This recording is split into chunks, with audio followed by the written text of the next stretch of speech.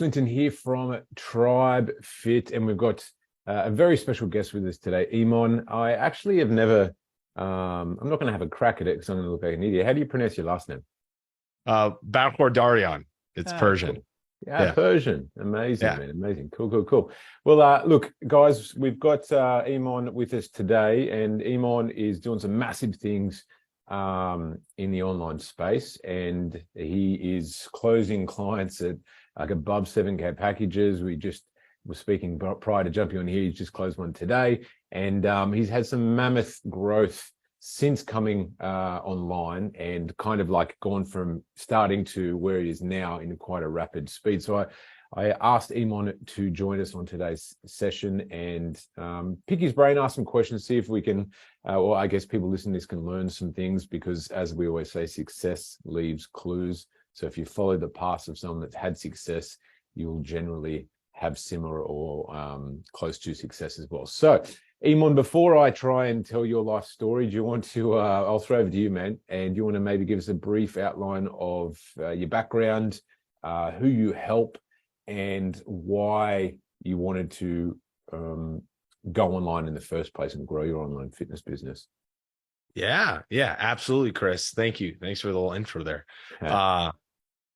So a little bit about myself. I actually used to be in technology. I used to be like an engineer before I brought fitness, but fitness was always a passion of mine. And, just over time, after helping friends and family, I think Instagram kind of picked up that I'm interested in the space. And then that's when, skipping really fast forward, the possibility of helping people that I was already doing, quite frankly, taking time away from my job to help people just because I'm passionate about fitness, you can actually make like pretty serious cash doing it.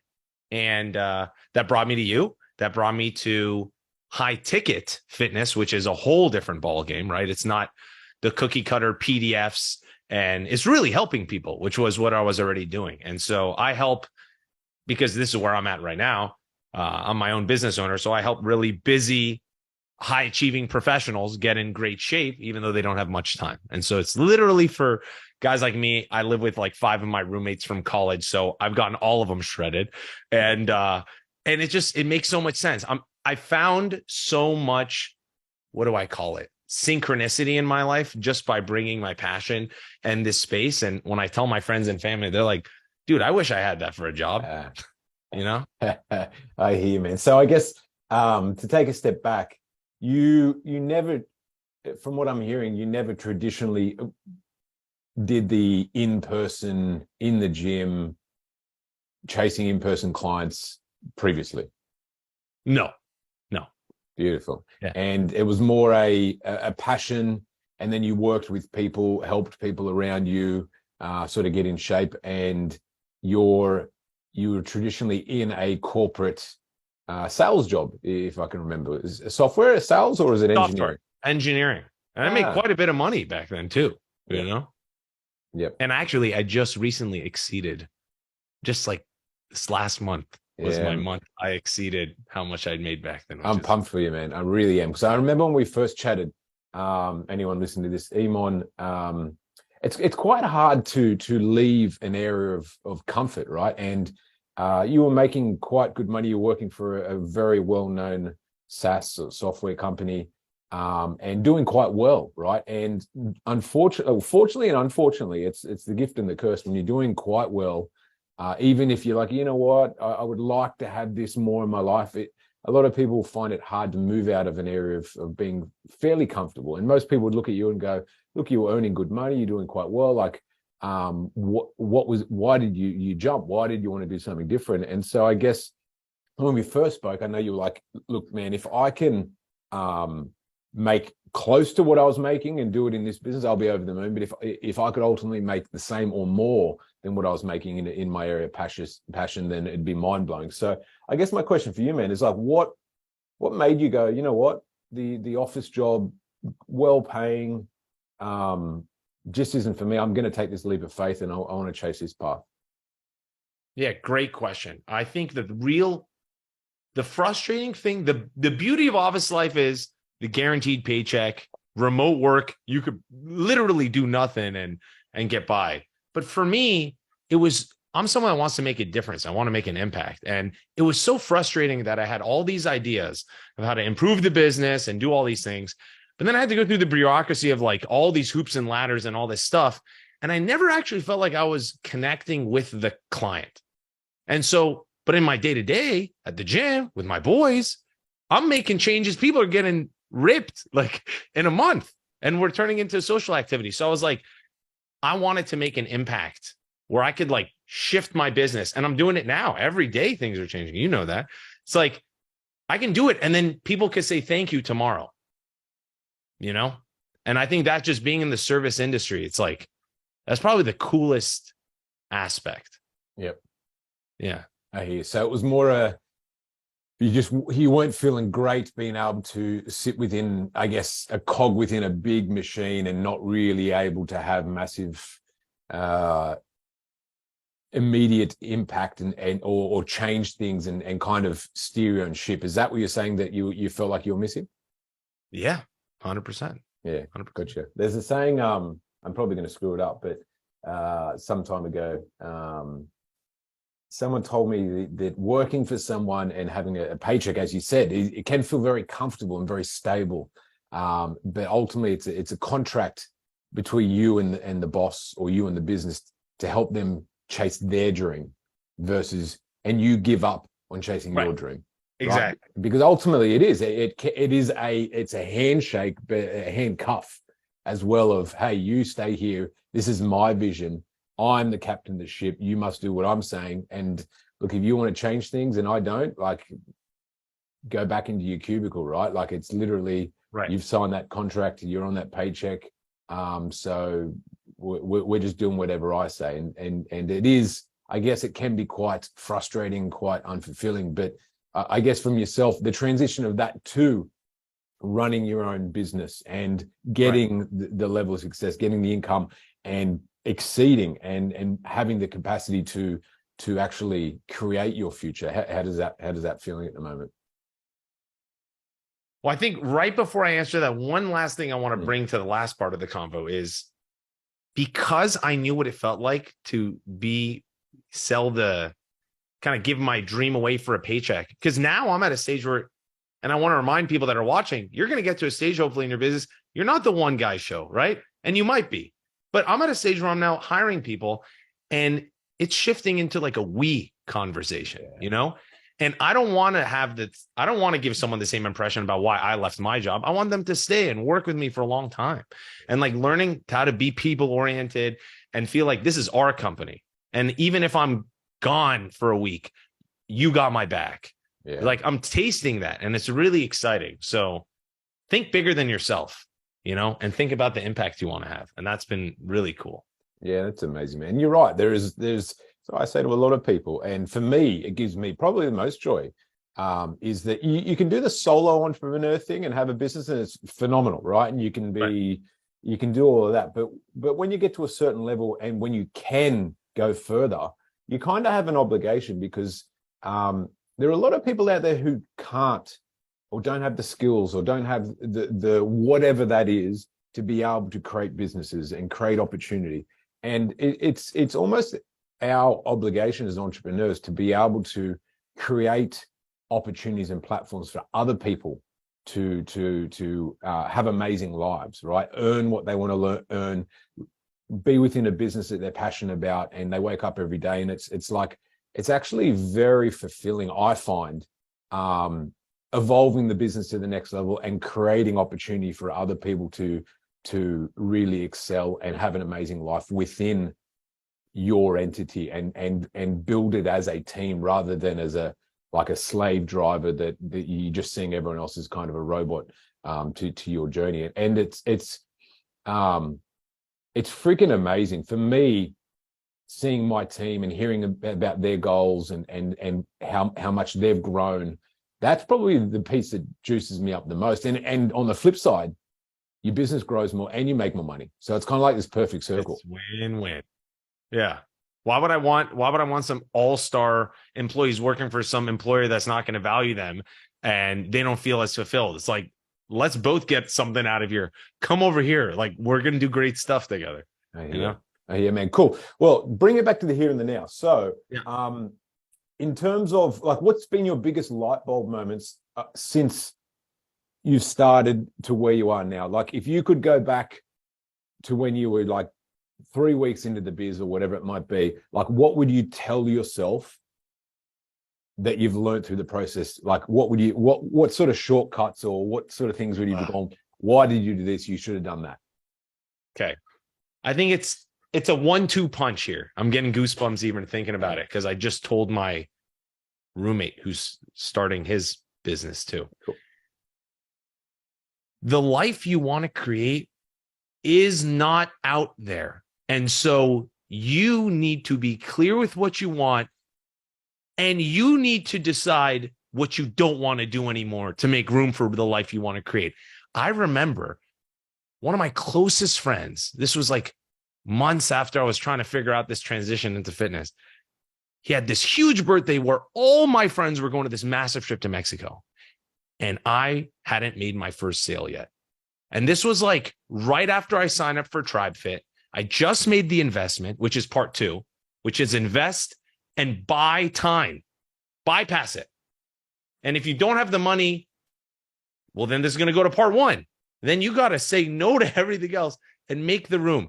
And that weekend, it was so hard for me the week before to tell one of my best friends, listen, I don't know how to describe this, but I want you to trust me that I need to take care of this for myself. And that week I closed my first sale, and it was like the biggest game changer for me, that I could say this, I can transform someone's life. I actually made money doing this. So I just want to say, you got to say no to some things. And that's how the change even starts, to make room for what you want to create, your life, your new life. Oh, yeah. It's true. It needs something new. It's like a plant, right? It needs water, it needs sunshine, it needs oxygen, it needs space, it needs time. And if you're looking to create something amazing and you starve it, it ain't going to go anywhere. And in terms of, in business terms, is energy and focus, and you got to say no to a hell of a lot of things, right? And then you do that for the short term, and then for the medium long term, you're going to be saying hell yes to a lot more cool things, because your life's going to be in a very different position. So I hear you on that. Now,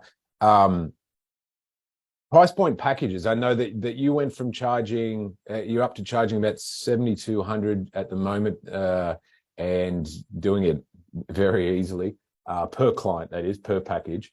And originally, what was your original pricing? My original price was $800 a month. Gotcha. Cool. And in terms of like, actually, I had a $316 a month, and then you're like, bro, get that out of here. Yeah. What would you say the biggest tip you could give to someone who's charging way too low, and what you've learned through exposure between, like, probably early days when I'm like, man, you need to charge more, you're probably in your head going, I don't know if I can do this. Like, I don't know if this is true. And sitting where you are now and going, well, like, of course it's true. I'm doing it every day. Like, what is the biggest leap or tip you can give someone to being able to make that breakthrough?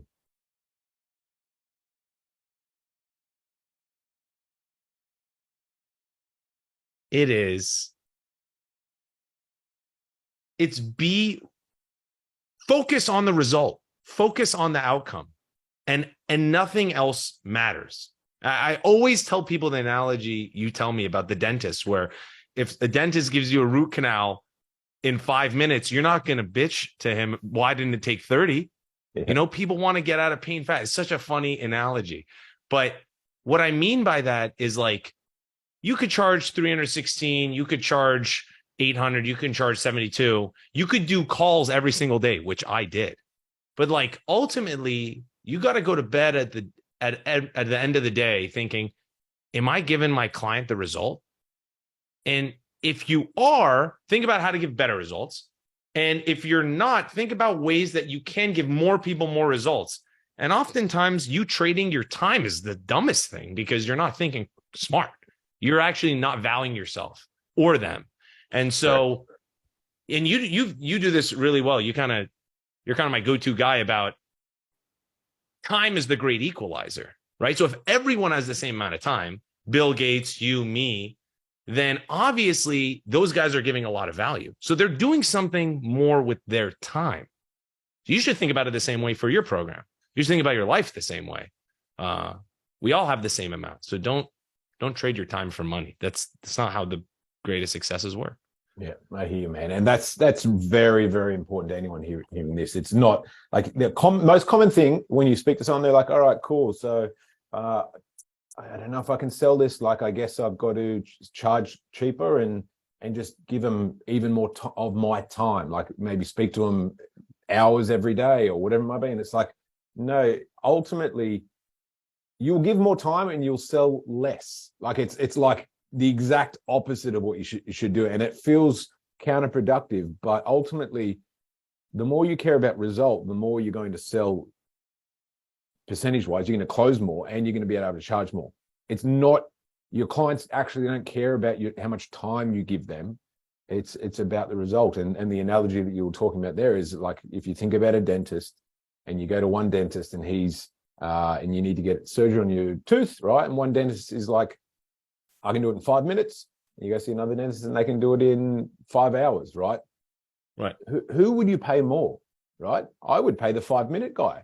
Yeah. Way more, because it's like you go in there 5 minutes, you're gone. Save your time, right? You wouldn't say to that guy, say, how can you be so expensive? Because you're only spending 5 minutes with me. It's like, no, it's the results, the outcome. And people actually prefer to pay more for speed, less time. Right. More result. Right.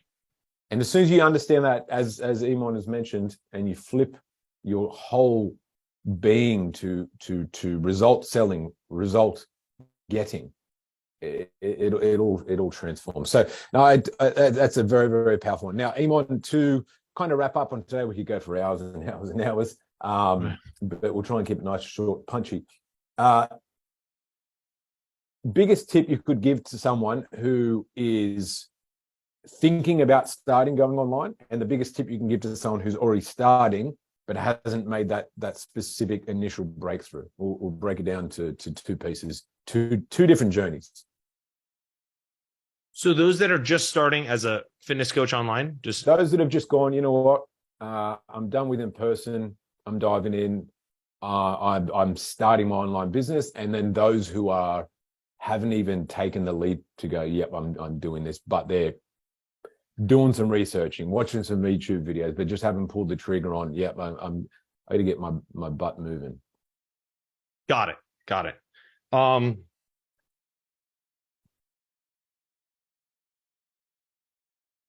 We brushed on it a little bit in the past, but I'll be honest, ever since, because TriFit was my first real like investment in my own personal development.